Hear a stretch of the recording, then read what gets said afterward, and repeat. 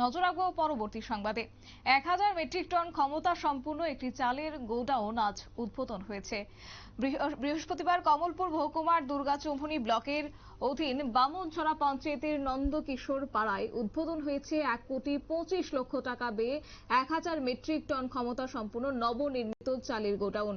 এবং যেটা খবর রয়েছে যে এই 1,25,00,000 টাকা ব্যয়ে নির্মাণ করা হয়েছে এবং যেখানে আজকের এই গোডাউন উদ্বোধনকে কেন্দ্র করে উপস্থিত ছিলেন রাজ্যের কৃষি মন্ত্রী রতনলাল নাথ, উপস্থিত ছিলেন বিধায়িকা স্বপ্না দাস পাল, দুর্গাচৌমুহনী ব্লকের পঞ্চায়েত সমিতির চেয়ারম্যান ভানু প্রতাপ লোধি এবং ধলাই জেলার জেলা পরিষদের সদস্য সন্তোষ দাস, কৃষি অধিকর্তা শরদিন্দু দাস প্রমুখ।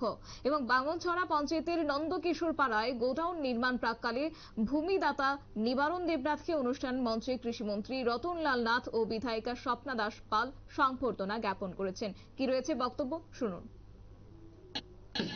ত্রিপুরাতে কত জমি দেখবেন, আপনাকে বলবে ত্রিপুরা কতটা এরিয়া ত্রিপুরা। আমরা সাধারণত স্টুডেন্টদের জিজ্ঞেস করি, বলবে 10,000 বর্গ কিলোমিটার।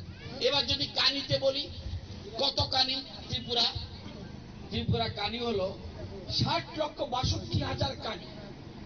ত্রিপুরার সমস্ত 60,62,000 কানি। এখানে কি সব কারণ ধান হয়নি? না, বাড়িঘর, রাস্তাঘাট, প্লেন ঘাটি, ট্রেন লাইন, শহর, বাজার, স্কুল, বিভিন্ন রকম অফিস আদালত। তাহলে এই 60,62,000 মধ্যে 29,68,000 কানির মধ্যে 3 খন্ড ফসল হয়, কিন্তু সবই তো ধান হয় না। তার ধান মাত্র হয় কত? মাত্র 15 লক্ষ কানিতে ধান হয়।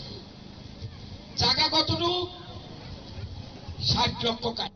আপনারা শুনলেন মন্ত্রীর বক্তব্য এবং তিনি জানিয়েছেন যে দেশের প্রধানমন্ত্রী নরেন্দ্র মোদী আপনাদের সাহায্য করছে এবং সেই জায়গায় দাঁড়িয়ে 5 কেজি করে চাল দিচ্ছে মাথাপিছু এবং আগামী দিনে প্রত্যেক কৃষককে স্বয়ংবর হতে হবে, তাহলে দেশ স্বয়ংবর হবে বলে আজকে কৃষিমন্ত্রী রতনলাল নাথ বক্তব্য তুলে ধরেছে।